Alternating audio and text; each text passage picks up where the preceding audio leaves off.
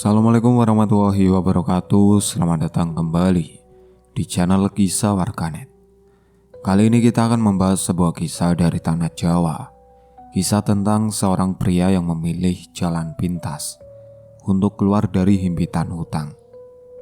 Dia bukan orang jahat. Dia hanya lelah berhitung, lelah kekurangan, lelah melihat keluarganya hidup pas-pasan. Sementara orang lain di sekitarnya tampak serba cukup. Tapi keputusan yang dia ambil satu malam itu, keputusan yang terlihat seperti solusi, justru menjadi awal dari kehancuran yang tidak bisa dia hentikan. Kisah ini berjudul Pesugihan Mbah Joyo Utomo. Cari posisi yang nyaman, pastikan volumemu sudah pas. Dan mari kita mulai.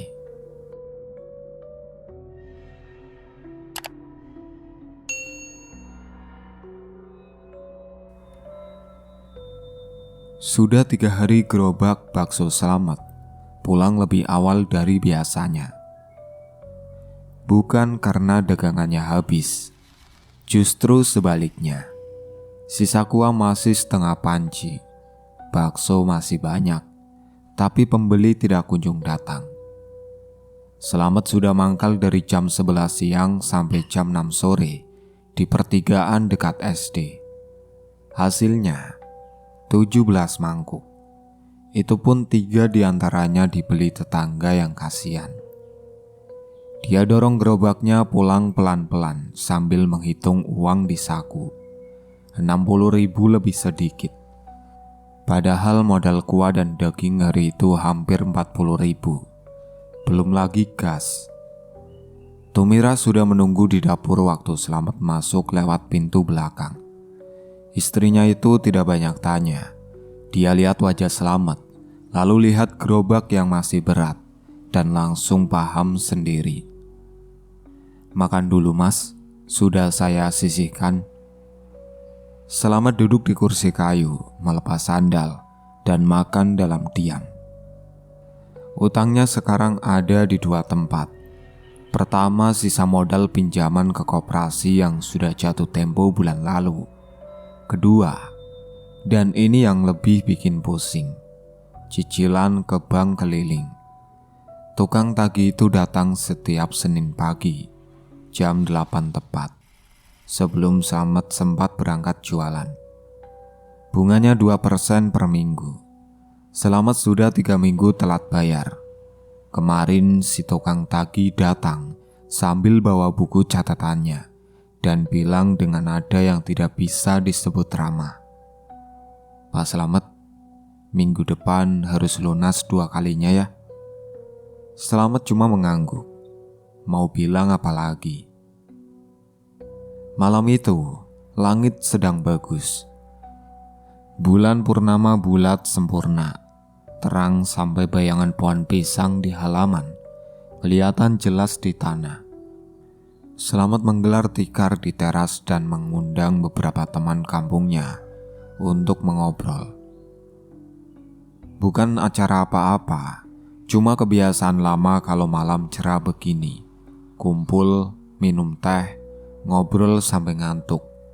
Ada Parno, ada Dibyo, ada Karsono. Tumira keluar membawakan teh panas dan singkong rebus, lalu masuk lagi. Obrolan mulai dari yang ringan-ringan dulu. Jalan di ujung kampung yang rusak parah, tapi belum diperbaiki. Tetangga yang katanya mau pindah ke kota. Harga cabai yang naik lagi tanpa alasan jelas. Lama-lama Parno nanya ke Selamat, "Daganganmu sekarang gimana, Met?" Selamat menghela nafas pendek. "Sepi no, gak tahu kenapa. Dulu kalau malam minggu pasti ramai. Sekarang ya begitu. Lokasi kurang strategis mungkin. Sudah pindah-pindah, tetap sepi." Dibyo mengangguk-angguk, tanda ikut prihatin tapi tidak punya solusi. Parno mulai ngomong soal temannya yang jualan di pasar dan lebih laku. Selamat mendengarkan sambil pegang gelas tehnya yang sudah mulai dingin. Disitulah Karsono angkat bicara.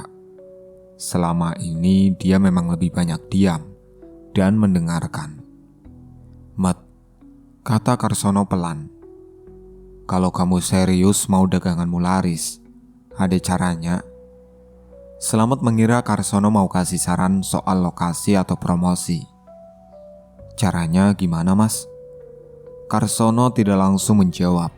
Dia ambil HP-nya, buka sesuatu, lalu sodorkan layarnya ke arah Selamat. "Ini, minta bantuan Jin saja." Selamat diam sebentar. Dia lihat layar itu, ada beberapa nama tempat, disertai keterangan singkat, semua di Jawa Tengah. Salah satunya ada foto bangunan tua di atas bukit. Parno dan Dipyo langsung saling pandang, tidak ada yang komentar. "Serius, Mas?" tanya Selamat akhirnya. "Serius, banyak yang sudah coba dan berhasil." Selamat tidak langsung percaya, tapi juga tidak langsung menolak. Dia ambil HP Karsono itu dan scroll pelan-pelan. Matanya berhenti di satu nama. Dia tunjuk layarnya. "Yang ini, Mas, di mana ini?"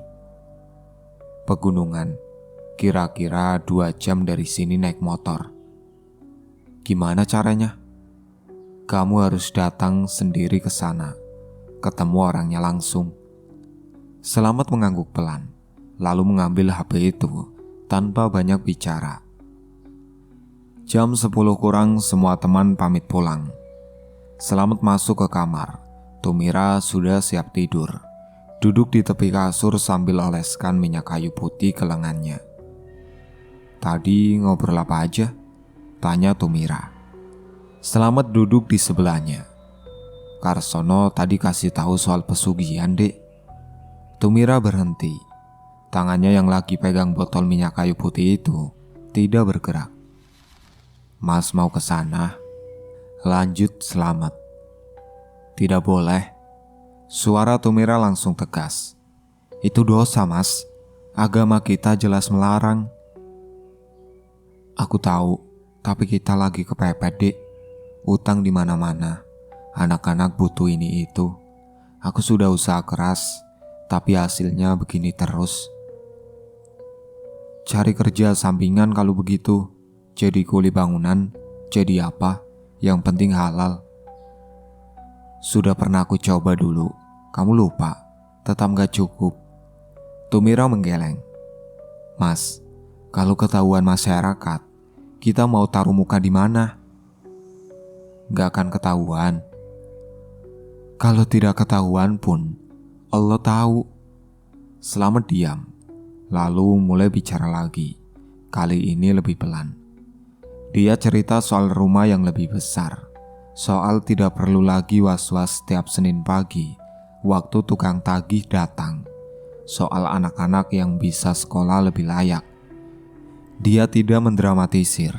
Dia bicara seperti orang yang sudah lama menyimpan kelelahan dan baru sekarang berani keluarkan semuanya.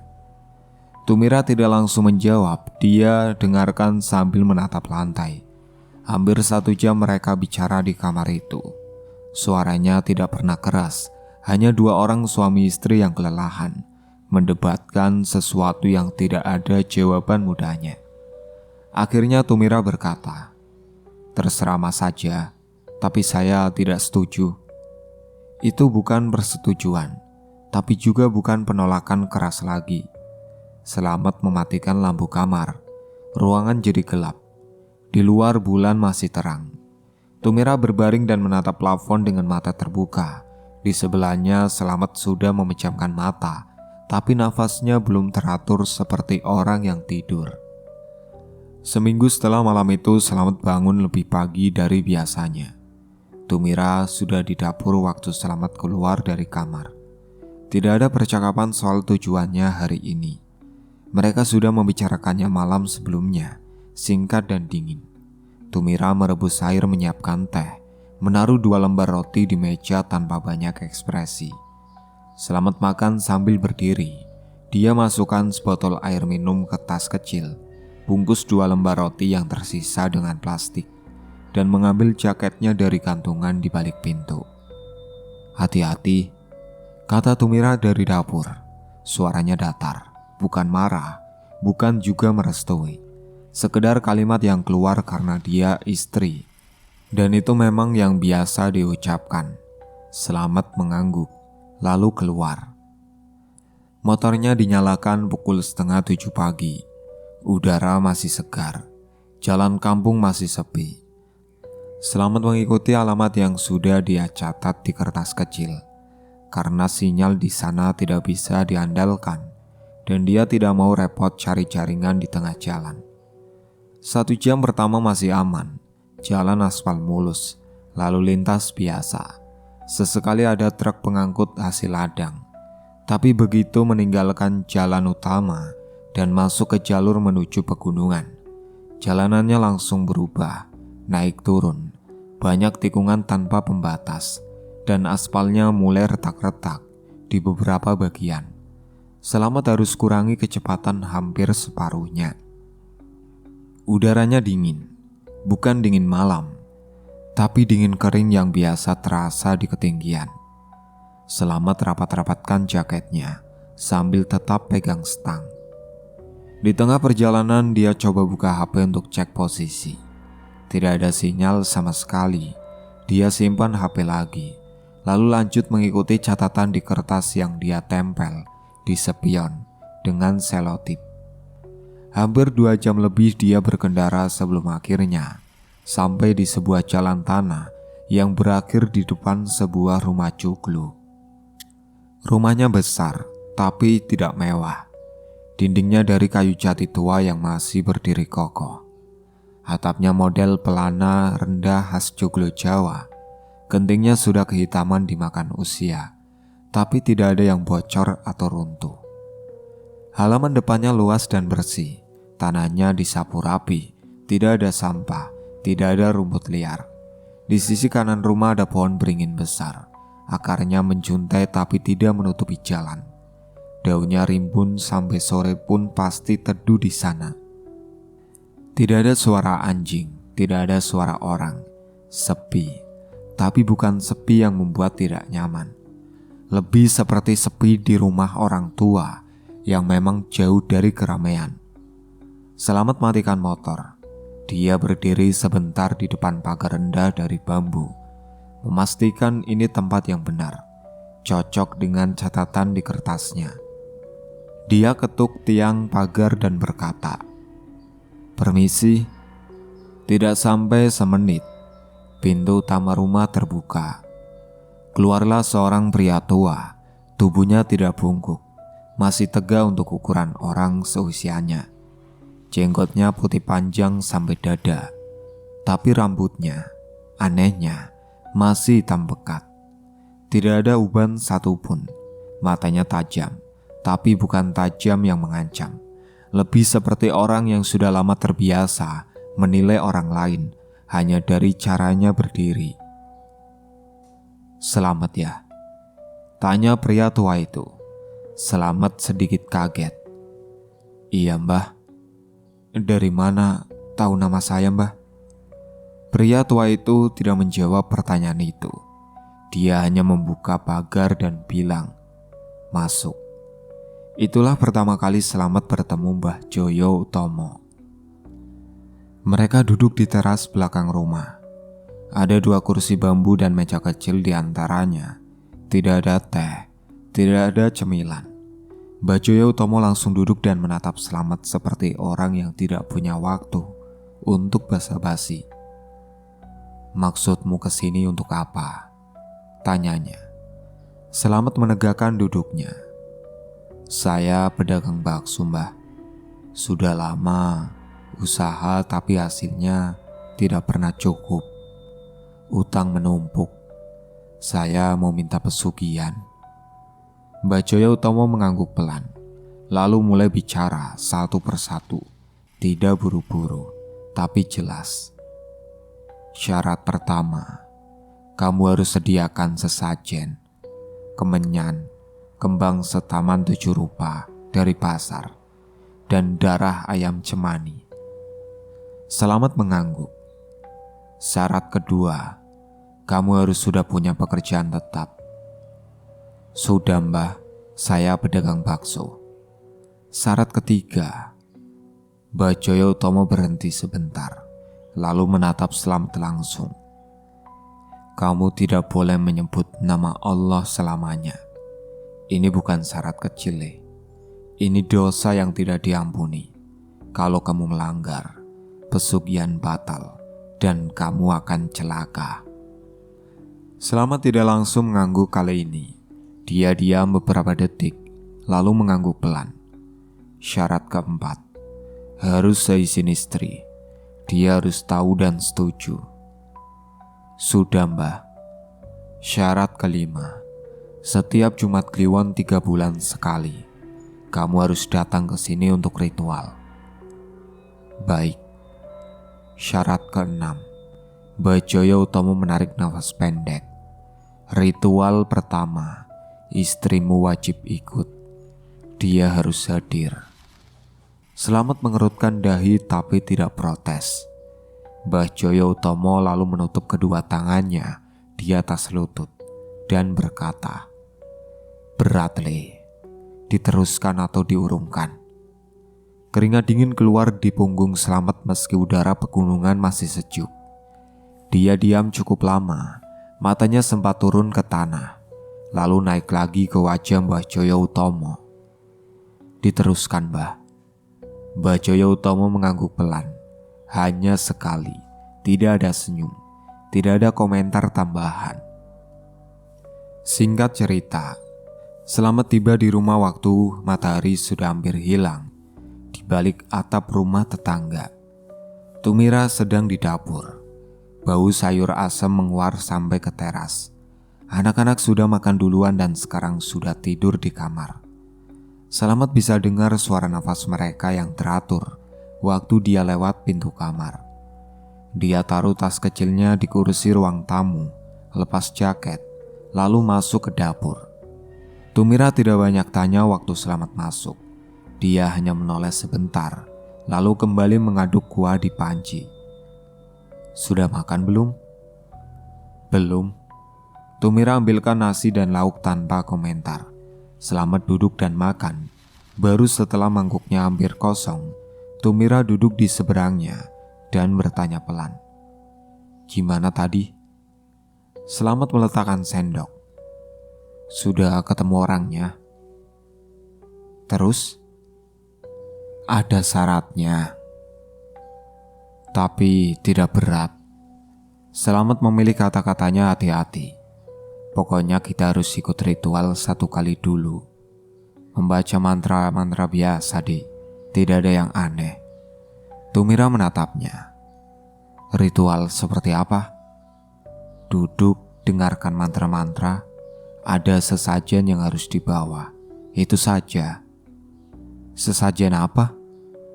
Kemenyan, bunga, sama darah ayam. Tumira diam sebentar. Aku harus ikut juga. Kita berdua itu salah satu syaratnya. Istri harus ikut ritual yang pertama. Tumira mengerutkan dahi. Kenapa harus saya? Katanya memang begitu aturannya. Cuma sekali. Setelah itu tidak perlu lagi. Tumira tidak langsung merespon. Dia menatap meja sebentar, lalu bertanya lagi. Tidak ada syarat yang lain? Slamet menggeleng. Tidak ada. Itu bohong. Ada satu syarat yang tidak dia ceritakan. Soal larangan menyebut nama Tuhan selamanya, dan soal jin yang akan hadir dalam ritual itu. 2 hal itu dia simpan rapat-rapat, karena dia tahu kalau Tumira dengar, semuanya akan batal sebelum dimulai. Tumira masih diam. Dia ingat malam seminggu lalu. Dia sudah bilang terserah mas saja. Kalimat itu sekarang terasa seperti jebakan yang dibuat sendiri. Tapi dia sudah mengucapkannya, dan Slamet jelas sudah pegang kata-kata itu. Baik, kata Tumira akhirnya. Suaranya tidak antusias, tapi Kalau saya tidak nyaman di sana, kita langsung pulang. Iya, jawab Slamet cepat. Hari-hari berikutnya berjalan seperti biasa di permukaan. Slamet tetap jualan bakso setiap pagi. Tumira tetap urus rumah dan anak-anak. Tidak ada yang berubah kelihatannya. Tapi diam-diam Slamet mulai kumpulkan bahan sesajen satu persatu. Kemenyan dia beli di toko yang jual rempah-rempah di pasar. Tidak mencolok. Orang beli kemenyan di sana biasa saja. Banyak yang pakai buat pengusir nyamuk atau hajatan. Penjualnya tidak tanya apa-apa. Kembang setaman 7 rupa dia pesan ke ibu-ibu yang biasa jual bunga di sudut pasar. Dia bilang buat syukuran. Si ibu langsung paham dan bilang bisa disiapkan 2 hari lagi. Yang paling susah adalah ayam cemani. Ayam berbulu hitam legam dari ujung paru sampai kaki. Itu tidak dijual di pasar biasa. Slamet harus tanya ke beberapa orang sebelum akhirnya dapat kabar dari seorang peternak di desa sebelah yang punya 2 ekor. Harganya mahal untuk ukuran Slamet sekarang, tapi dia bayar juga. Semua bahan dia simpan di bagasi motor dan di sudut gudang kecil di belakang rumah. Tumira tidak tanya dari mana barang-barang itu. Hari Kamis malam tiba. Setelah Isya, Slamet dan Tumira pamit ke tetangga sebelah, Bu Darmi, perempuan parubaya yang sudah sering jaga anak-anak mereka kalau ada keperluan mendadak.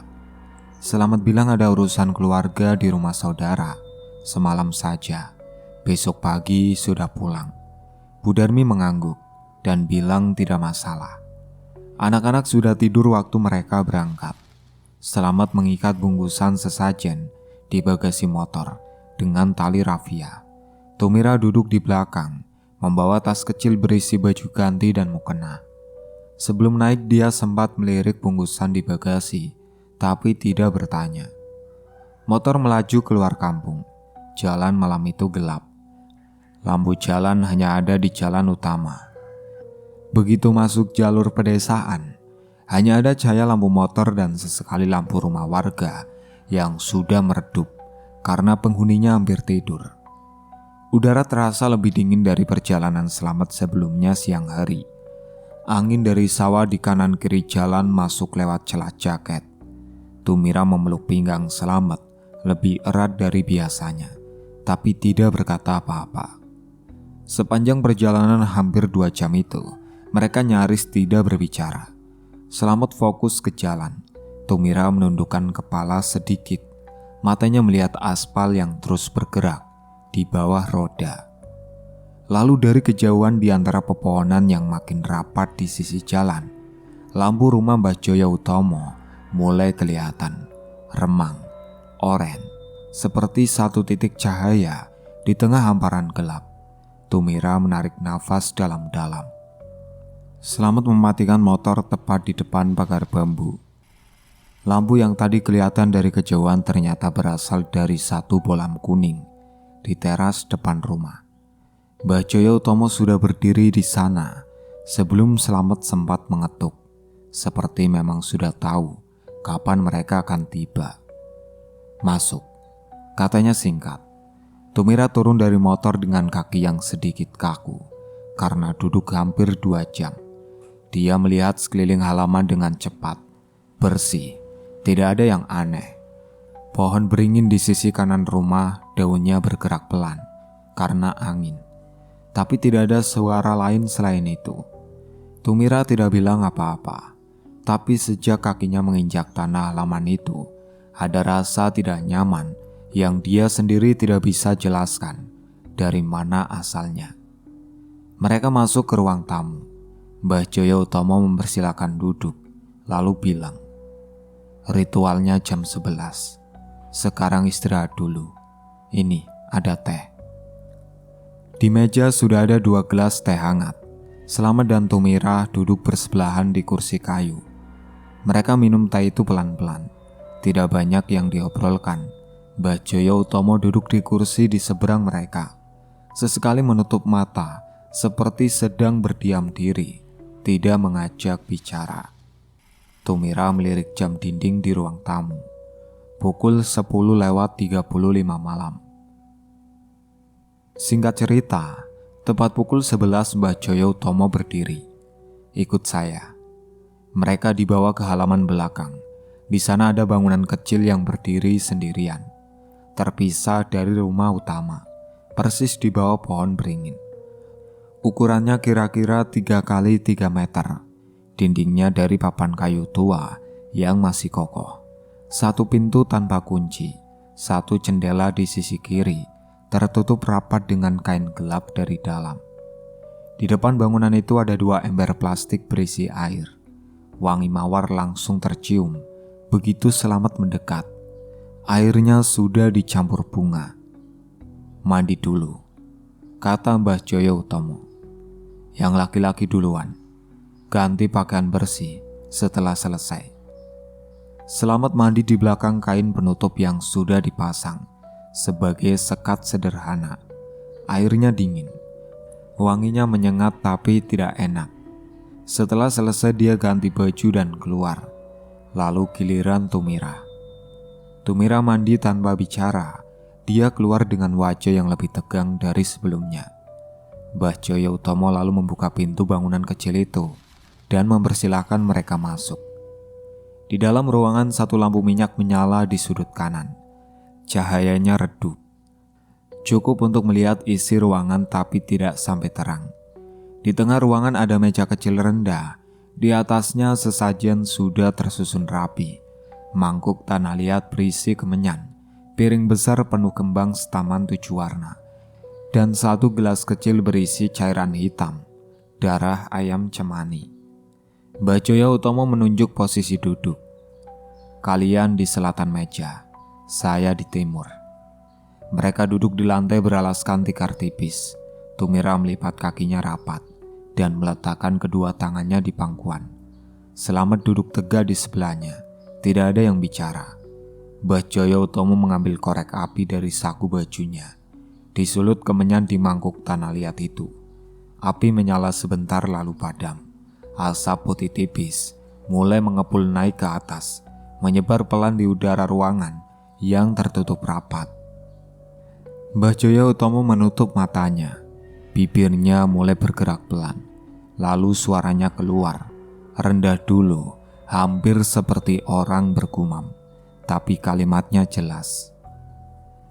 Hei jin peri perayangan, penguasa tanah hitam, pemilik kekayaan goib. Aku Mbah Joyo Utomo, juru kunci di sini, memanggilmu dengan 7 mantra leluhur. Suaranya naik sedikit di bagian kedua. Kemenyan putih sudah mengepul, kembang setaman sudah tersusun, darah ayam cemani sudah tertuang.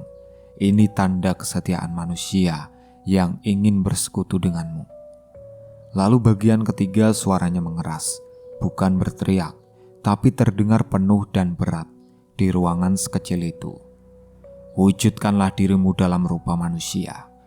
Jangan dalam wujud aslimu. Datanglah dengan damai. Bawalah kotak kayu hitam berisi kekayaan. Jangan menakut-nakuti. Hadirlah, hadirlah, hadirlah. Ruangan sunyi setelah mantra itu selesai. Mbah Joyo Utomo membuka matanya. Dia berdiri, menatap Selamat sebentar. Ia berkata, sekarang tunggu, jin akan datang. Saya keluar dulu, jangan bicara sampai dia muncul. Dia berjalan ke pintu, keluar, lalu menutupnya rapat dari luar. Suara langkahnya menjauh di tanah halaman belakang. Selamat dan Tumira kini duduk berdua dalam ruangan itu. Dari luar hanya terdengar suara jangkrik, tidak ada suara lain. Asap kemenyan masih tipis-tipis mengapung di udara. Baunya menyebar ke setiap sudut ruangan. Tumira menggeser duduknya sedikit ke arah Selamat, lalu menggenggam tangannya erat. Selamat tidak menoleh. Dia balas menggenggam tapi matanya tetap menatap pintu di depan mereka. 30 menit berlalu, lalu pintu itu terbuka perlahan, tanpa suara. Pintu terbuka, tapi tidak ada angin, tidak ada suara engsel. terbuka begitu saja, pelan dan lurus, seperti didorong tangan yang sangat hati-hati. Lalu masuk seorang perempuan. Slamet dan Tumira sama-sama diam. Perempuan itu berdiri di ambang pintu sebentar sebelum melangkah masuk. Wajahnya cantik, bukan cantik yang dibuat-buat, tapi cantik yang terlihat wajar dan bersih. Kulitnya putih merata, rambutnya panjang lurus hitam, terurai ke belakang tanpa diikat. Dia memakai kain jarik batik coklat tua yang dililitkan rapi di tubuhnya. Senyumnya tipis dan tenang, matanya bersinar. Bukan bersinar seperti benda memantul cahaya, tapi seperti mata orang yang sangat sadar dengan apa yang sedang dia lakukan. Tumira tidak bersuara, mulutnya sedikit terbuka, bukan karena terkena sihir apapun, tapi karena otaknya belum bisa memproses apa yang matanya lihat. Perempuan itu tidak masuk lewat jendela, tidak turun dari langit-langit. Dia masuk lewat pintu seperti tamu biasa. Tapi Tumira tahu persis, pintu itu tadi tertutup rapat. Perempuan itu berjalan langsung ke arah Slamet, tidak melirik Tumira sama sekali. Dia ulurkan tangannya, jarinya panjang, kulitnya halus, dan menarik tangan Slamet dengan lembut. "Ikut aku." Slamet berdiri, kakinya bergerak. Sebelum pikirannya sempat memutuskan, dia ikut perempuan itu masuk ke kamar kecil di sisi kanan ruangan. Pintu kamar yang tadi tidak Slamet perhatikan, tapi sekarang terbuka. Di dalam kamar ada kasur tipis di lantai dengan spray putih bersih. Satu lampu minyak menyala di sudut. Cahayanya redup dan kuning. Perempuan itu menutup pintu, lalu berbalik menghadap Slamet. Suaranya rendah dan jelas. "Agar kamu mendapat apa yang kamu inginkan, sekarang kamu harus menjadi suamiku. Jalankan kewajibanmu. Kalau tidak, kamu pulang dengan tangan kosong." Slamet tidak menjawab. Tidak ada yang bisa dia katakan. 15 menit kemudian, pintu kamar terbuka. Slamet keluar dengan wajah pucat. Keringat dingin di leher dan belipisnya. Dia tidak langsung menatap Tumira. Dari dalam kamar suara perempuan itu terdengar lagi. "Suruh istrimu masuk sekarang." Slamet menoleh ke Tumira. "Dek, sekarang giliranmu." Tumira langsung berdiri, wajahnya merah. "Tidak mau, Mas. Aku pulang sekarang. Ini keterlaluan." "Dek, gak apa-apa." "Tidak." Suara Tumira naik, tapi Slamet langsung meraih lengannya dan menariknya menjauh dari pintu sambil setengah berbisik. "Dek, sudah sampai sini. Kalau kita batal sekarang, semua sia-sia. Satu kali ini saja." "Kamu bilang cuma mantra-mantra biasa, Mas. Ini tidak sama sekali." Mereka berdiri berhadapan di ruang kecil itu. Tumira berkali-kali menggeleng. Slamet berkali-kali meminta dengan suara yang dijaga agar tidak keras. Lalu pintu kamar terbuka lebar dari dalam. Keluar seorang pria, tinggi, tegap, wajahnya sangat tampan, kulit bersih tanpa cacat, rambut hitam disisir rapi ke belakang, rahangnya tegas, penampilannya seperti orang kota yang berpakaian sederhana, tapi terlihat sangat bersih. Jauh lebih tampan dari Slamet dari segi manapun yang pernah Tumira lihat. Pria itu berdiri sebentar, memandang Tumira dengan tenang, lalu merogoh saku bajunya dan mengeluarkan sapu tangan kecil berwarna putih. Dia lempar pelan ke arah Tumira. Sapu tangan itu melayang ringan dan jatuh tepat di pangkuan Tumira. Pria itu berkata dengan suara yang merdu dan tidak terburu-buru, "Mari, Dek, ikut aku. Kamu tidak akan menyesal." Sesuatu berubah di wajah Tumira, bukan seketika, tapi dalam beberapa detik. Ketegangan di wajahnya turun, matanya yang tadinya keras menjadi sayu. Senyum kecil muncul di bibirnya tanpa dia sadari. Dia berdiri pelan, langkahnya ringan, dan berjalan mengikuti pria itu masuk ke kamar. Pintu kamar tertutup. Slamet berdiri diam di tengah ruangan, lalu dia berjalan ke pojok ruangan, duduk di lantai dan memeluk lututnya. Dari balik pintu kamar terdengar suara Tumira, tawa kecil, suara yang tidak pernah Slamet dengar dalam situasi seperti ini. Tumira terdengar seperti orang yang sedang merasakan sesuatu yang menyenangkan. Slamet menutup matanya. Tidak ada yang tahu berapa lama waktu berlalu. Tapi ketika sunyi kembali, Slamet membuka mata dan menyadari tidak ada suara lagi dari balik pintu kamar. Dia berdiri, mendekati pintu, dan mendorongnya pelan. Di dalam kamar tidak ada siapa-siapa. Perempuan dan pria tadi lenyap. Tidak ada jendela terbuka, tidak ada pintu lain. Mereka hilang begitu saja. Yang ada hanya Tumira duduk di tepi kasur tipis itu dengan wajah kosong. Dan di lantai dekat kakinya, sebuah kotak kayu hitam. Permukaannya halus mengkilap. Ukurannya sebesar kotak sepatu. Tidak ada ukiran, tidak ada tulisan. Mbah Joyo Utomo masuk ke ruangan luar. Slamet tidak dengar. Dia masuk dari mana? Orang tua itu mengambil kotak kayu itu dengan kedua tangan dan menyerahkan ke Slamet. Jangan dibuka sekarang. Buka nanti setelah sampai di rumah.